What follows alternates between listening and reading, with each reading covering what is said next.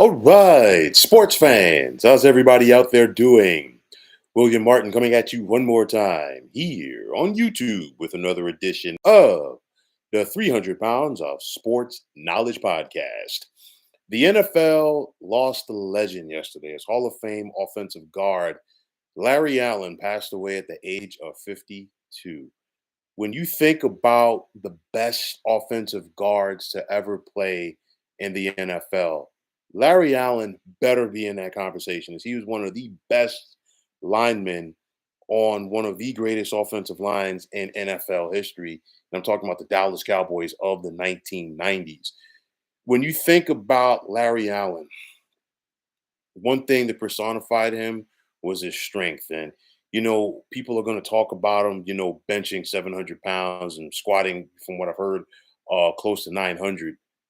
That's one thing.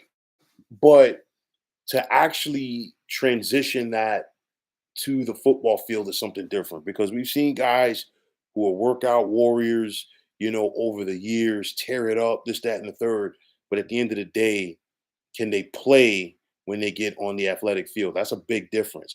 Larry Allen was able to bring it to the football field. He played nasty, he played with an edge, and it's a good nasty as he just moved guys out of the way. And you think about it, for me, two plays from watching Larry Allen play for the Cowboys always stood out for me. Of course, the running down the defender for the New Orleans Saints that time in Monday Night Football with that interception. Okay, I remember just talking about it with guys I knew the next day. We were all just in awe of somebody that big being that athletic. Okay, and then I think back to Super Bowl 30 when the Cowboys defeated the Pittsburgh Steelers, and Larry Allen set the tone early on in that game where it was a run play and he just blew Greg Lloyd out of the way. And I mean, Greg Lloyd was giving up a lot of size to Larry Allen, okay? But when you think about Greg Lloyd, one of the better outside linebackers of the 1990s with the Steelers, and Greg Lloyd was a man's man, and he just got moved out of the way by Larry Allen. And you think about how he dominated the interior line, and when you think about the interior defensive line, that's where a lot of your strong guys come into play. And you think about the NFL over the years, you've had a lot of interior linemen who've also wrestled, when they were in high school and things like that. So you got a lot of big, strong men in there.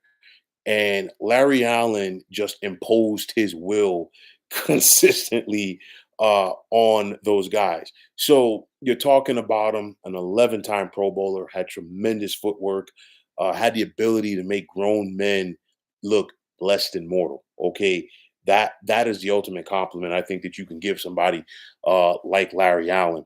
That athleticism, he had great feet and great footwork, and you need that to play guard in the National Football League, but especially to play at the elite level that he did for so many years. And at the end of the day, Larry Allen was just a bad dude, and I don't see how anybody in their right mind would want to mess with him. Okay, you think about the Dallas Cowboys of that era; they were littered with Hall of Famers, and of course, Larry Allen was one of them. Emmett Smith, Michael Irvin, Troy Aikman, Deion Sanders, Charles Haley. Again, uh, Larry Allen was right in that mix. And for me, the question is, and this is not a slight to Emmett Smith at all, but does he become the NFL's all-time leading rusher without Larry Allen? Don't get me wrong, Emmett Smith was already a phenomenal back prior to the Cowboys getting Larry Allen in '94. But you think about it, in Larry Allen's first 3 years in the National Football League, which was also Emmett Smith's prime, he was on an offensive line that led Emmett Smith to 58 rushing touchdowns over a 3-year span. Okay, and I mean, it's one of those where you just got behind him if you're a running back, in this case, more often than not, Emmett Smith. And you know what? He leads you to the end zone. He leads you to the first down. He leads you to wherever you needed to go.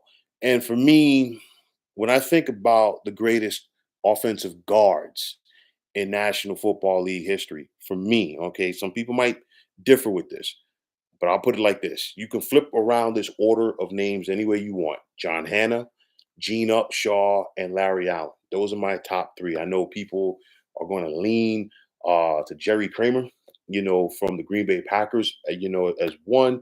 But like I said, flip it any way you want. And you think about that offensive line of the Cowboys during the 1990s, and not only with what they meant to the Dallas Cowboys, what they meant to the National Football League, because for all, even to this day, for all of the flash and all of the sizzle, that we have in this passing league now, it still doesn't amount to a hill of beans if you don't have that offensive line. And I think, Jimmy Johnson, who helped build that Dallas Cowboys dynasty, he knew that.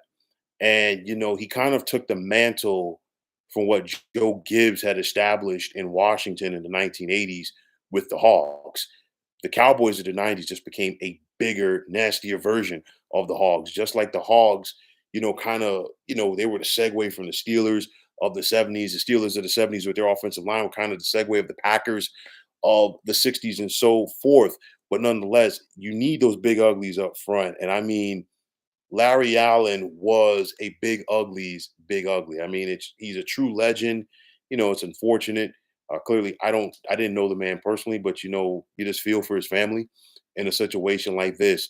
But at the end of the day, the Dallas Cowboys lost a legend. The National Football League lost a legend. And to those who truly knew him, Larry Allen will definitely be missed. So, folks, that is going to wrap it up. And as always, I want to take this time out to thank all of you for tuning into the 300 Pounds of Sports Knowledge podcast here on YouTube. I want to take this time out to thank all of you fine folks out there for tuning in. And if you haven't already, please feel free to subscribe to this channel. Now, if you're on the X, formerly known as Twitter, please feel free to follow me at 300 Pounds of Sports. And like I always say, if you follow me, it will be my pleasure to follow you right back. There's also the sports discussion group on Facebook at the Sports Depot 365. Now you can check it out. Drop a line and be a part of one of the better sports debating sites going on social media. So once again, fine folks, my name is William Martin, and I am signing off. And I'm saying take care and have yourselves a wonderful day.